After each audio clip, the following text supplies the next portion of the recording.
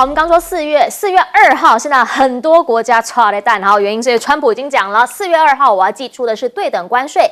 但是有但书的哈，听到那个 but 的时候，大家耳朵会张大一点点。来，美国官员告诉你啦，有2类国家，小心啦，没关系啊，你不会成为箭靶。一个就是呢，你现在没有对我们实施所谓的关税的国家啊，不跟我们收钱，我们也不跟你收。另一个是什么？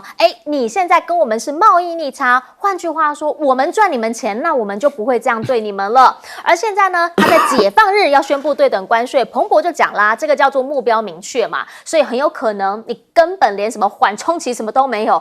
当他一讲完、一签完那个 right 那个当下，就是直接立即生效。那如果你现在再不反应，4月2号，其实要反应可能有点来不及了，要快呢，因为呢，只要一讲完之后。就会加关税。换句话说呢，他一签完，那个时候入关的那些商品，通通可能价钱都不一样了。所以最近在美国的港口，你所看到的就是包括了欧洲啦、亚洲汽车厂快马加鞭啦，赶快能送的全部都送去。为什么？现在送进去跟以后4月2号之后送进去，价钱可能会差很多。另一个呢，则是大陆智库告诉你的，好啊，对我有利。好，此话怎讲？他的讲法是，现在呢，美国跟我们已经有多轮的贸易摩擦，那他们一直在加我们关税，所以现在要跟我们对等关税。对我们来说，因为他加我已经高于我加他，所以我根本就不那么害怕。而确实，中方现在呢，在面对美方一而再、再而三的提出关税这件事情，开始走自己的路了。怎么做？他对库克啊、李在镕这80家的企业代表喊话，李强出来说坚定开放外企合作。换句话说，他告诉你，我们是稳定的力量，不管外面的环境怎么变化，我们都会欢迎你深耕中国。也就在这个时候，中日韩外长开始进行对话，然后呢，他们推自贸协定。王毅就讲啦，大家一起来合作嘛，把饼做大嘛，让1+1+1可以大于3。所以啦，先前讲的什么扩大日本的水产啊，或者是扩大日本大米啊，这些我们确实都已经有进入谈判的内容或者是细节。那中韩双方呢，现在也有可能会因为这样而更新10年前签订的双边自由贸易协定。日本的水产达成了20多项的共识。换句话说，在日本、韩国这么跟美国麻吉的亚洲国家，也开始在经贸上面悄悄转向了。对于美国来说呢，现在很多东西卖出去，可能也会被课对等关税。其中有一项，你常常去到美国，他就会想 OJ 什么 Orange Juice。好了。Orange Juice 要被嫌又贵又苦，可能卖不动，甚至呢，今年以来期货价是腰斩的。他们有人在讲说，因为呢现在短缺啦，所以呢你这个果实不能太挑。那会不会因为这样子而造成美国的另一项困难？因为目前呢，当川普他讲要对大陆的船只，只要是用大陆船运送的货物，他都要对于这个船来课高额的关税。那这件事情呢，就是对于煤炭还有农产品会造成非常大的不利，再加上现在经济上就是没好转嘛，美股是呈现的卖压，所以Fed要放缓了，基本上越来越不可能。那大家担心的就是整体的经济问题，所以美银已经开始示警了。2种投资人现在痛苦才要刚刚开始，卖出了讯号，你不要已经到底了，因为现在其实呢，很有可能还没到4月2号的关税大限，有可能会更进一步的影响数字、数据以及你荷包里面的钱。来请教一下亮哥，您会怎么样来看？现在是4月2号，时间讲定了，但是呢，又开始慢慢的释出一些讯息，也不用那么害怕，你对我好，我就不会怎么样你。我这种讲法不太有用啊，因为现在大家都发现对川普强硬，川普才会让步了，好像比较有用，是不是？对，因为最笨的就台湾啊，台湾你让了，结果一码归一码，到现在还传出台积电可能要投资英特尔350亿，对不对？然后晶片税暂时没有听到，可是对等关税还是跑不掉啊。对等关税有2种科法啦，对，一个就是根据你的贸易顺差，要求你多买。那这方面我们赖清德立刻让步啊，说他愿意买美国的天然气嘛，对，农产品，还有农产品嘛，那这个我觉得贸易顺差当然前面那几名很多已经被点名了啦，就中国嘛、墨西哥啊，那第3名叫越南啊，越南我觉得会蛮辛苦的。那第2个就是你的税率，那越南的税率也不低啊，也有10几%啊。那日本的税率3.5%，美国3.3%，所以税率日本没有问题。所以可是韩国问题就大了，韩国的税率是13.4%。所以韩国现在很紧张啊。那还有第3个啦，这个就看川普对你好不好了。因为平均税率，比如说台湾是6.5%，是，那美国是3.3%，其实我们并不算高，可是它会不会分项处理？分项处理我们就累了哦。比如说敝国的汽车关税，请问是多少啊？17.5%，17.5%还要再加货物税40%，加起来62%。对啊，就是如果它分项科啦，那因为美国的车想进来嘛，对，你要不要这样税啊？那当然我们没有汽车过去了，那可是他搞不好用这个来跟你换啊。比如说台湾的蝴蝶兰，我们大部分都出口到美国啊，那有税嘛，所以如果分项谈，那没有一个国家幸免啊。是，比如说日本只有3.5%，照理讲它的平均税率很低啊。可是美国如果挑你的稻米呢？日本的稻米的税是700%。所以我觉得这个大概分这几个层次谈啊，就是贸易顺差大不大？那因为我们这个部分非常突出，739亿，对，所以我们就承诺我们要跟美国买东西嘛。那第2个是税率，那税率我们不算高，那接下来就是是不是会分项啊？这个4月2号就全部明朗了，开讲这所以到时候再看吧。好，来请教一下介大使，您会怎么样看这个问题？大陆说这个其实美国这个相对关税大有利，这个确实如此。现在美国因为从川普1.0到川普2.0啊，大概对中国大陆产品的平均课征的关税啊，已经高达33%了，33%了。那你知道已经33%的话，那如果说就相对关税的话，就是你中国大陆课多少，我美国就课你多少。是。那美国要平均要用相对关税，还要降税了，因为中国大陆平均关税有差不多11、12，差不多了。那你中国大陆平均关税是7.5，看农业还是分项？对，分项。农业就很高。农业就很高。对。可是问题就变成就是说，你如果说要照这个相对关税，那你美国要对中国大陆降税。所以不可能再往上升了。是，你现在现行课税就已经比中国大陆的这个对美国的平均关税已经高了那么多了，所以中国大陆是获利的。那其实就是说，台湾来讲，我们的平均关税大概是4.5嘛，可是我们大概是6.5哈，6.5，可是我们的工业产品平均关税好像4.3，对，很低了。那我们的农业产品平均关税是15%，对，15%。可是这个对台湾伤的也不多，为什么你知道？为什么原因就变成就是说，这个比如说啦，农业的话，我们台湾稻米对不对？我们是完全学日本，我们不但有这个高关税，我们还有配额，你1年只能卖多少给我们，我们完全学日本。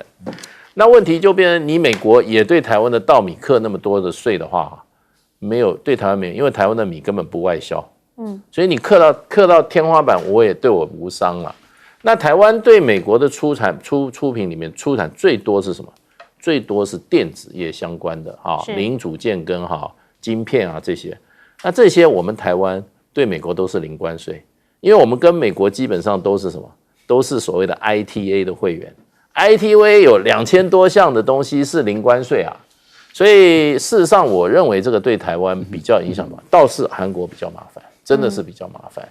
那日本的话，它几个就是说汽车产业比较受影响，还有这个汽车的你是分开课的汽车你的这个整车是一个税率，你还有很多零组件，零组件那个东西日本还是有市场的相对的保护的。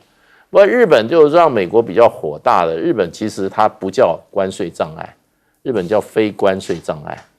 日本的那个东西你要卖进去它的那个安全标准，然后那个环保标准，还有你生产过程的这种使用的这种能源标准都是很高的。让很多国家产品卖不进去。所以呢，这个东西对可能整个打击来讲的话，我觉得可能没有想象的哈，对美国主要贸易对手来讲啊，可能没有想象的会那么大，就是对等关税。是，请教一下赖老师会怎么看？现在所有的假设是美国还遵守规矩嘛？但是问题是在于美国会遵守规矩吗？美国如果遵守规矩的话，就不会提出所谓的对等关税嘛？因为我们都知道，一方面呢是普世的这个规矩就是 WTO，然后在 WTO 的要求下，你如果愿意走这个双边的或是多边的自由贸易体系，它是欢迎的，因为 WTO 的规矩就是说你的税不要单独的加嘛。那因此呢，我们在一个对于刚开始谈一篮子的关税的时候，对于已发达的国家、发展中的国家跟为那个发达很落后的国家，我们是会有不同的关税的一个保护，还有给它一个期限，还有产品种类里面有一些是没有关税的，有一些是有的等等的。那这个就是 WTO 的大框架。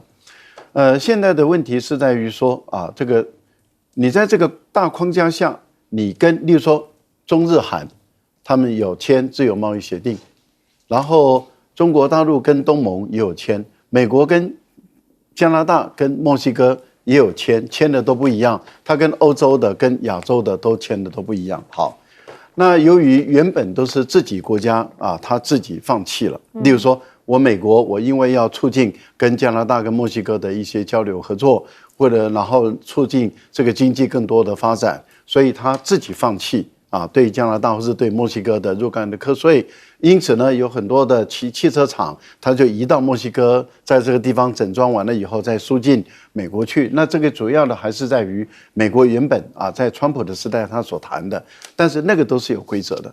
现在的情况是，特朗普要遵守规则吗？第一个，他已经不遵守 WTO 的规则；第二个，他本身原本跟你或是这个产业类别跟你定的规则，他认不认？买不买单，这个东西都在未来在考验中嘛。所以特朗普他所提出来的所谓的对等关税，坦白说到现在大家都还是像闷葫芦一样，因为最后显示出来的会是怎么样，没有人知道。好，这个代表这代表什么？这代表一种不稳定的因素非常的高。那越是出口导向型的经济体，它面临的这种外面的，尤其是以美国为主的这个大市场，它的变动性越大的时候，它的痛苦指数就越高了。所以你会看到德国啦、欧洲啦、日本啦、韩国啦，甚至台湾啦，大家的痛苦指数就很高，因为太不稳定了，太变化了。那等到它推出来以后，你反不反击？你看上次欧洲推出来，它反击了，它马上又给你这个烈酒、白兰地再给你加到200%的税，那这个部分里面就会考验了相关国家要不要反击的一个问题。所以我个人认为，到4月2号的时候，世界的经济会不会动荡更大？我想这个大家都要去好好的观察。是，所以目前国际间所有的投资机构都在提醒你这一切的一切到4月2号很有可能还会再一次的出现变动，大家小心了，安全带系稳了。我们先进广告。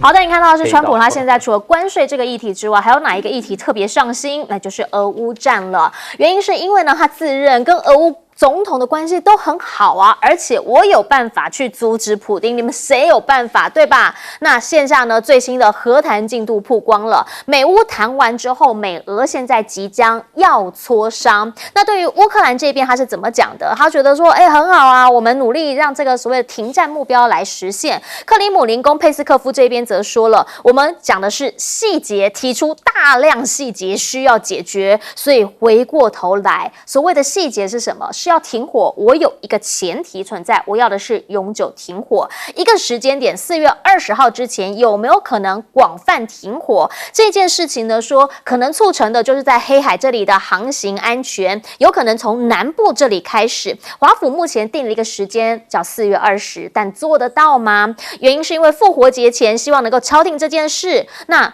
白宫当然是希望这件事情如果讲定的话，那对于川普来讲没有办法一上任就停，但这等于是先前的一个前行目标嘛。只是他们自己现在也说了啦，确实有可能不太可能这么一件事。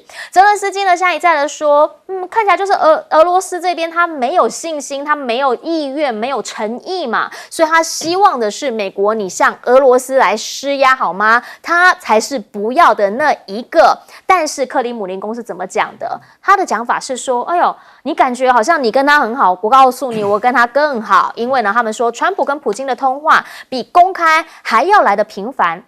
那不就是说很多事情是 under table 在谈吗？这个真的是好的事吗？目前美国特使说了，两边谈的症结在哪里？瞧不拢的那个细节在于占领区的归属啦，也就是当俄罗斯这边只要我吃下来的，我都不愿意退。那俄方、乌方，你们到底彼此能接受的、妥协的有多少？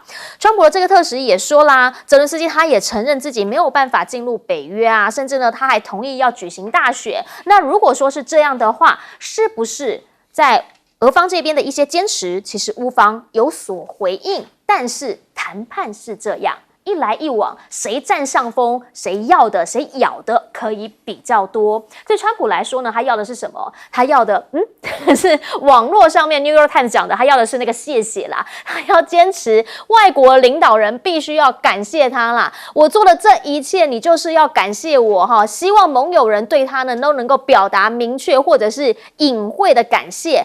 那其中呢，他其实在内阁里面，他也有开始要求要表达感谢。因为呢，比如说啦 ，Rubio 他就曾经发文讲啦，他跟谁说？他跟波兰外长讲说，你应该早点说谢谢。没有心链的话，乌克兰早就输了。那他们现在都已经到你们家门口了，所以一个接一个。这样子的一个川普风格慢慢在延伸，而大家讲的是 Rubio 为什么最近常常出来刷存在感的原因，是因为呢他跟马斯克不是那么合嘛。那先前呢就有讲他们两个人是不合的话还在吵架，川普就在旁边看。那甚至呢还传说呢 Rubio 他呢去唱 CNN， 这一些事情基本上大家讲的都是到底谁能够成为川普最相信的那个人。而回过头请教亮哥的是，到底相较于乌克兰或者是俄罗斯，川普比较喜欢谁？虽然他讲的讲法就是两边我都能沟通，两边只有我才能阻止。我觉得你刚刚讲到那个领土主权范围，乌克兰不愿意提方案嘛，还是一样啦，还是卡在这里啦。我认为不加入北约那种问题早就结束了啦，因为加入北约又不是乌克兰能决定的。可是他的领土要让步多少？这个没有人敢说啦。你说你就是卖国贼。事实上，我们去看雅尔达会议啦。雅尔达会议当年，事实上那个罗斯福后来对斯大林做让步，有关两个部分嘛，一个是波兰的东欧的领土疆界，对不对？另外一个就是国民政府啊，就中国的东北要让给苏联嘛。这两个你如果把波兰跟中国找来谈，怎么会过？怎么会过？对不对？所以我觉得现在的麻烦就在这里，就是美国跟俄罗斯都有默契，都说乌克兰的领土一定要让。可是你把乌克兰找来谈，乌克兰为什么要同意？问题在这里啊。那雅尔达会议当年是怎么过的？就是美国、俄罗斯跟英国就通过了。那波兰你要不要吞下去？不然波兰事实上就已经被苏联打进来了。那苏联现在不就一样，同样在战争的上风。为什么苏联对东欧这么强硬？因为他已经打进去了嘛。所以我觉得有点类似啦，就是俄罗斯现在对他已经占上风的战争，是他丝毫不让。那川普呢，就希望乌克兰自己就认了吧。那乌克兰不让，乌克兰还在幻想啊，它背后那个欧洲会整合好啊，到时候英法德加北欧多少还可以让它撑几个月吧。我认为乌克兰确实有这样的心理了，然后没有人愿意当卖国贼了，这也是事实嘛。是啊，所以这种领土方案到最后恐怕要由第三方来开口吧。可是我跟你讲，川普也不愿意开这个口。我在历史上会记一笔，你开这个口会记一笔嘛？对，然后回去被民主党骂死，被欧洲民主派骂死，诺贝尔和平可能就没了。嘿，这个倒不一定啊。哦，可是我的意思就是说，现在就是卡在这里，这个是非常非常明显的啊。是，那美国老是在算计他可以得到的好处嘛？是啊，这个比如说这个连克里米亚盖那个观光的度假别墅都提出来了啊。连这个扎波罗热核电厂由美俄共管都敢提啊，然后连北溪2号天然气管美俄来共同兴建，这个也敢提，对不对？我觉得这个就是为什么会让人家看不起你呢？所以你就解决问题嘛，你先去捞后面的好处，然后真正核心问题你都不面对，所以你这样怎么可能会有结果？所以我讲白了啦，这个只可能有2种结果，一个就是乌克兰继续被挤压啦，就是美俄夹杀啦，是，就我不提供你军援啦，不给你情报共享啊，那俄罗斯那边就跟着打，因为我讲白了，这个战局目前如果俄罗斯从那个贝尔格莱德还有那个他打进去打苏梅啊，那这2个地方往下就是哈尔科夫了，对，那扎波罗热那个地方打上来就是德涅普罗。所以坦白讲，这个整个战局对乌克兰是非常不利的。就如果他打到苏梅的话，他往右边打就是基辅啦，那也很近啊。那其实大家就在想说，来，我想请教一下这个介大使，原因是因为到目前为止，就川普来讲，他有被传出说跟普京通话比公开还要来得频繁。那对比刚刚亮哥他提出的，其实呢，现在已经有很多的媒体提到了有一些细节的部分，大家就会想问，这些有暗盘吗？里面通通都是暗盘，这个外交谈判啊，要公开的部分都是少部分的。你要公开的话，事实上事情就难办了。最好是暗盘把它处理掉是最好。对，所以他事实上这个川普已经被普丁扫平了两大障碍嘛。第一个就变成就乌克兰要加入北约是不可能的啊，不现实。然后想要恢复2014年以前疆界不现实，所以现在就是疆界的问题。乌克兰的话，你越摆到台上来讲，越难了，越难。那很可能最后就是泽伦斯基就，那你让我下台，对，我不要做这个亡国这个割地陪伴的这个国家领袖嘛。那最后我想也只有这个方式啊。那泽伦斯基就是抵死不从啊，你就找一些喜欢做官的人，对不对？他来签一些丧权辱国的这些嘛。那现在就变成就是说，其实就普丁来讲，我觉得他现在一直在怎么样，在操控川普，因为川普是他手上最有力的一个部队，这个部队超过他的核子部队，超过他的飞弹部队，超过他的地面上的100万大军。川普一个人可以摆平一场战争，用军事力量无法解决的一场战争。所以你看这个川普这个稍微有一点这个怎么讲就是说要摊牌的时候，普丁总是帮他忙。现在又说你看吧，我们原来都是克里姆林宫否认说我们没有跟他打电话，现在他出来讲说，事实上我们很多都有谈好。这一方面是对川普的一个支持，表示川普事实上还得到普丁的重用、信任。我是重用嘛，我是一样。那另外一方面也给谁施压？也给泽伦斯基施压啊！你不要忘记川普是在我这边的，所以我觉得普丁他现在就是基本上是在打川普牌，他要川普呢去帮他冲锋陷阵，如果受了点挫折的时候他也可以及时给他一些安抚，跟对他一些支持。你要停战，对不对？你就宣布的停战30天，普丁不也就是说我原则同意对不对？不过谈出来后来是说只有对这个能源设施，对不对？所以就变成就是说，现在就是说对普丁最大的噩梦就是说，有一天川普说我不玩了，我完全不玩了，那就完了。那对普丁来讲又回到第一回合去了。现在已经打到第12回合，第15回合要决定了，对不对？所以他绝对不能让这个战争再回到第一回合。那这时候他一定要给川普怎么样？又要给他怎么样压力？又要给他甜头啊！压力是原则性的问题，甜头是什么？可以交易的东西。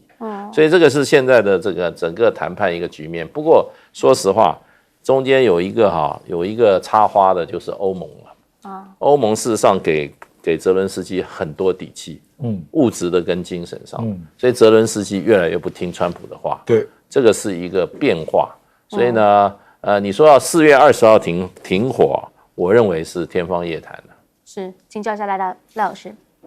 先谈一下这个美国的外交圈啊，是因为卢比奥是国务卿嘛，对，他外交部部长，所以应该是由他来去穿梭来主谈。可是很明显的，我们看到的是卢比奥他已经是核心圈的边缘人了，也就是川普的核心圈中，他是最不受信任的。所以这个边缘人，这个外交部部长竟然不能够主导任何有关于俄乌或者是美俄之间的所有的谈判，跟他好像是无关的。这个坦白说是很令人惊讶的事情，而这个人还可以在位置上，这了不起哦。第二个是谁呢？第二个就是俄乌的谈判特使，是就川普原来有一个叫俄乌谈判特使，对，结果这个谈判特使现在被降格成为只剩下是乌克兰特使了，对那为什么？因为卢比奥也好是被俄罗斯制裁，俄乌谈判特使是这个俄国不受欢迎的人物，这两个都是俄国不受欢迎人物，这代表俄国不欢迎就不跟你谈，所以这两个很明显的就被架空了。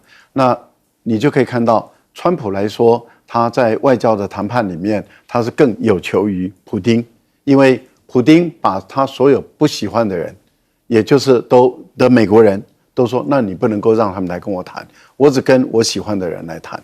那川普最后就派他中东特使去谈俄乌的问题，你看看这了不起吧？这个就代表普丁在外交谈判这部分里面，他确实是老手。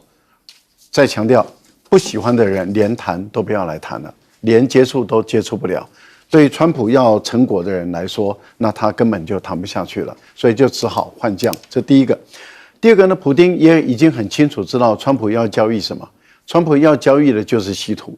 那为什么川普对于稀土那么的在意呢？那就是代表大陆的稀土政策产生巨大的效果，美国的稀土的存量应该已经越来越见底了。所以对美国的军工企业的发展跟美国半导体、通讯企业的发展，没有这些关键的稀土，它根本都发展不起来。那已经影响到美国的这个国防安全、经济安全跟工业科技的发展，对于川普来说，一定要想办法去掠夺、获得这个稀土，所以稀土就变成是普丁的一个筹码了。过去还没有感受到这个乌克兰的稀土有这么高的价值，可以把乌克兰的领土都整个切割。结果泽连斯基的所谓的胜利计划告诉美国人说：“我有你要的稀土。”结果这个稀土却变成是普丁利用来跟川普交易的一个筹码，也就是乌东地区，因为大部分的有价值的军事价值的稀土都在乌东地区，而且是在顿涅茨克州这个地方占很大的一个比重。普丁就是说，在我的顿涅茨克州的占领区内，我们可以合作开采，可以合作开采。那在非我的占领区是属于乌东地区的话，那我可以成为一个非战争的交火区。那这样的话，对于川普来说，这个是有利可图了。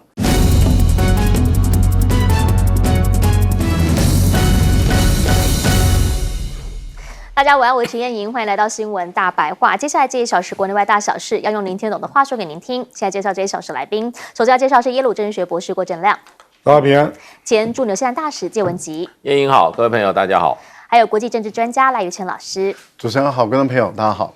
一开始要先带你来看到的是，国际间很多人在关心他的健康状况如何。好，这个是呢前菲律宾总统杜特地，他的女儿副总统莎拉，现任的副总统莎拉人还在海牙。他跟大家讲啦，爸爸其实呢现在健康有好一点点，但是呢，针对这个 ICC 国际刑事法庭对他所有的诉讼，他是有自信来面对指控的。而且呢，他说叫 no case， 他们认为根本那些指控都是错误的，没有所谓的案件。那网络上面呢，有出现了另一派的声音，讲法就是说，如果你现在让杜特地离开荷兰海牙，我告诉你，他会落跑，他跟中国申请政治庇护。好，可是呢，他的律师很直白的说了，说总统也就是杜特地从来没有试图寻求庇护，不然的话他会通知我，所以更没有什么要跟中国申请庇护这件事情不存在的。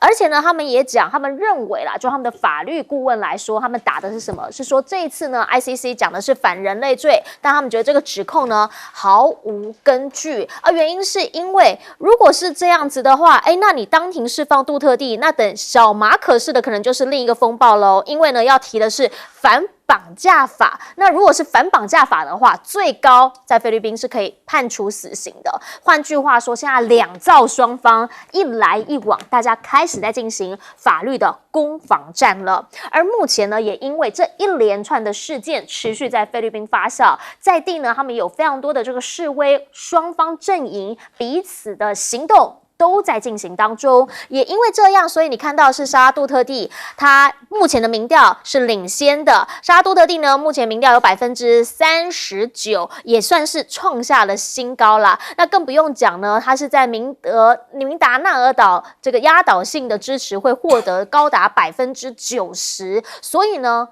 这一场其实会牵连到的就是期中选举。而目前杜特地就是那个前总统，他本身其实他还想要再回去达沃市这边再竞选市长，据说了他现在还很担心说他能不能回去选市长这件事情，还想要回去。好，两造双方的政治攻防战，对于小马可仕来说，现在必须要再下一层了。怎么做？找美国人来帮忙。传出啦，他有可能在2025的上半年去造访访问川普。如果进到白宫访问了川普之后，会不会这一切就有所好转呢？毕竟现在在国内的状况就是，连他的姐姐参议员姐姐都讲说，我跟我弟已经很久没说话、没联络了，因为在他旁边的人阻止我们交流。他目前挺的是什么？挺的是杜特地为什么没有在菲律宾受审，而是被送到海牙？这过程有没有什么不法呢？小马可仕呢，则是呼吁大家，必须要支持他的参议员的候选人。本来跟这个莎拉杜特地他们这边呢是一起在联盟的，现在拆开之后自立门户，但是即便要支持自己的候选人，却没提到姐姐，所以大家就说了，会不会姐弟现在也反目成仇？那目前的民意汹涌，大家在问的是小马可仕在等什么？其实呢，他们的总统府发言人一直在讲啦，说莎拉你要必须知道哦，你现在在海牙不回来，是不是你也在等一些政治效应？你在海牙喊要总统辞职，如果总统辞职的话，好到谁？他想问的就是莎拉，你的政治算计，其实大家要看清楚。所以讲来讲去都是政治算计。南海问题上难道就不是吗？马尼拉现在要再一次的就南海问题将北京告上法院，那大家都会讲啦，那这一些呢，撞到这当中没有任何的政治因素吗？美菲要进行进一步的肩并肩军演，将领也放话是要让中国彻夜难眠。这边对照上一则新闻，其实在地狱上头的政治力角力更所看见。来请教一下亮哥，您会怎么样来看？对于杜特地来说，他现在呢真的就是拼一把了。那当然健康状况，他女儿说有所好转，但是他力拼的是我根本没这件事。我觉得他不太可能申请庇护啦，因为他是要帮他女儿选上总统啊，而且5月12号就是期中选举嘛，对，那个所有的议员都要改选。你这个时候怎么可能跑去申请庇护？那大家都不要玩了，对不对？所以我觉得这个就是他的政敌在造谣啦。是其实未来还会有很多谣言呐。这个，那当然小马可仕，我认为他是一步错，后面要再怎么挽回难度都蛮高的啦。比如说你又去玩旧招，要再搞南海仲裁吗？那个根本中国大陆就不接受，那你去告也不会有结果啦，因为你不能执行嘛。那菲律宾老百姓，因为南海仲裁那是很早了，大概2015年啊，是那一路这样走下来，也没有看到菲律宾得到什么好处啊。因为时间已经够久，大家就会看得比较清楚了。就说你本来小马可是你本来一上任还第一个首访中国大陆了，对，你本来抓到了经贸的先机，那后来自己就都没有再弄嘛，就全面转向美国嘛。那当然很多人怀疑是他个人原因包括他们家族在美国的诉讼还有财产问题。可是没有办法，因为菲律宾这个地方就是亲美派、反美派，亲美派至少有40%以上了，至少跟韩国一样，其实韩国也是一样，所以尹锡悦还是有基本支持者。对，那这个明达纳尔也你也不能高估，因为明达纳尔的人口大概是2400万，吕宋岛人口是6200万。吕宋岛小马可是他的本地，对，可是不是只有小马可是啦，对，好几个家族啦，对，那所以我的意思是说，沙拉也不能玩得太地域主义啦 OK， 不然你这样也选不上啦，所以当然他那个明达纳尔他们家大本营嘛，90%支持，对，可是那个历来都不是菲律宾的主要的经济区啦，所以你无论如何还是要得到首都周边的支持啊，是不然杜特地当年卸任也不可能民调到80%嘛，对不对？所以我觉得这个大概这个没有办法，就是要步步为营啊。那亲马可是，我跟你讲，菲律宾的英文报纸大部分都是亲马可是的。那有当地的语言的报纸，大概就比较亲杜特地了。那你就说哪一个是主流，这个就很难讲啊。那如果利用经脉，那小马可是经脉肯定比你强的嘛，所以你一定会遭遇到很多声音啊。可是重点就是，我觉得原来的那个批判的路线还是正确的。第一个，菲律宾是主权国家，是为什么不能够在菲律宾国内自己来审理？我觉得这一点是绝对说得通。是，所以连小马可是的姐姐都跳车啊，就觉得菲律宾的主权尊严应该要顾及吧，所以我认为杜特地还是要选一个时间准备回来了，只是荷兰愿不愿意让他走，现在我看菲律宾政府了，我讲小马可是应该要想方设法去跟荷兰海牙法庭让他回来。你是在5月7中之前是不是？更早啦，更早啊，更早啦。如果拖到4月底再回来，那你就完蛋了。因为这个就好比我们当年那个许信良在桃园机场造个势啊，然后到处站台啊，菲律宾就是这样的社会嘛。他民粹很强的，是。那政治常常会压过法律，你知道吧？那就是这种地方啊。那它确实有很多因素啦，家族因素、地区因素，亲美亲中各有力量啊。可是有一些就是基本的啦，就是菲律宾是主权国家啊，为什么杜特地不能在菲律宾审理？我觉得这一点一定是多数支持的。不然你可以去问一下隔壁那个常常审判总统的那个国家嘛，你去韩国取经嘛，对不对？韩国人可以教你啊，怎么审理总统啊。所以这个没有理由交给国际刑事法院。那第二个我也跟大家讲过嘛，就是这个它基本上还是一个人情社会啦。是。那杜特地让老马可是可以归国，得到盛大的国葬，那你怎么对人家？所以这个就是这个叫什么？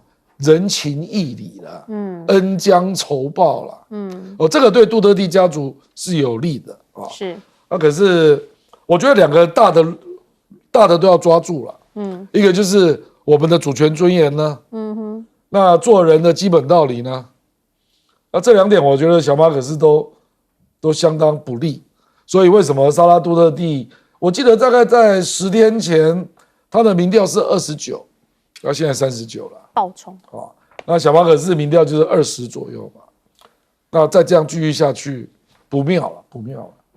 哦，确实现在两派就有不同的说法，几个时间点给大家参考。就是呢，如果在 ICC 的国际法庭这一边，他们说4月之前，你必须杜特伊阵营，你要把所有的这些形式，比如说你有些证据啊什么的，你必须要交上来。那会不会那之后呢，就是一个可以谈什么时候回家的时间点？不知道。另一个呢，则是5月的期中选举。所以现在我们看到另一个时间点叫做今年上半年，那不就是6月之前吗？小马可仕说他有机会进白宫。想请教一下介大使，您认为这当中在政治的角力上面，是不是时间点上面大家都在算？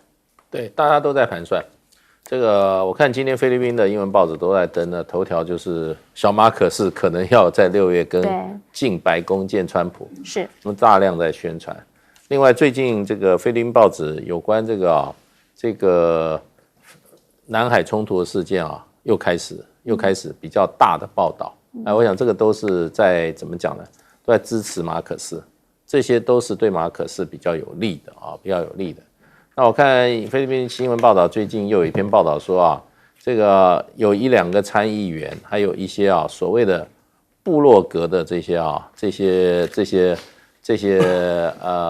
网红人士参加了一个由中国大陆所赞助的支持杜特地的一个研讨会。所以这些媒体上这些新闻你看怎么报，就是说当然这个刚刚郭委员讲了很多英文报纸大概都是支持马可仕，可是你就可以知道他们在政治上怎么在斗争。那另外前2天这个美国马尼拉的这个英文报纸也报道说，杜特地要过80岁了生日，他这次要在海牙来过，说他的前妻3月28号，对，3月8号，他的前妻跟他现在的 partner 2个都要去帮他过生日。我就想说，哇，这个对于这个天主教国家来讲的话，又有前妻，又有现在的 partner， 80岁还有 partner， 这个新闻对杜特地是好还是坏？对，所以就变成你可以看出来，其实菲律宾人在政治斗争上其实也是相当的厉害。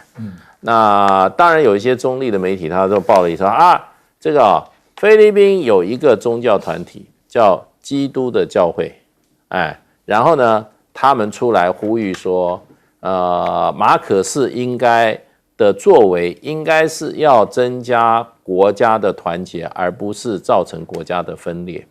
对。